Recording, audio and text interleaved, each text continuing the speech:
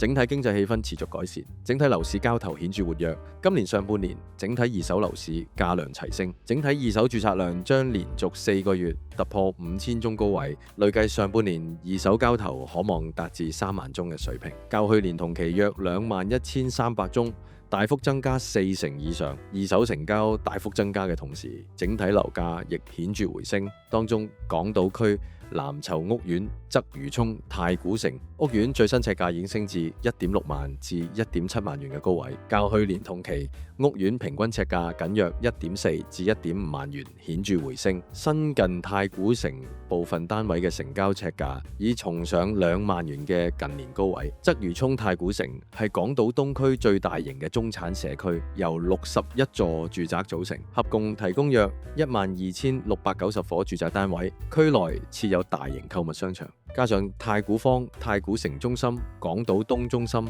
等商業中心，屋苑一直係港島樓價指標。近期屋苑接連多宗尺價超越2萬元嘅成交，其中星輝台天星閣高層資單位，實用面積707平方尺嘅兩房單位，最新成交價達1485萬元，尺價超越2.1萬元。另外，海天花園啟天閣低層 A 室最新易手，實用面積759平方尺嘅3房主人套房間隔，原業主早前以1620萬元放售，獲外區用家垂青，議價後減價80萬元或4.9%，以1540萬元易手。實用面積尺價達20290元。想知道更多成交消息，記得訂閱我哋頻道，撳埋個鐘仔，只要有新片你就立即收到通知。我哋下條片再見啦，拜拜。Century 21.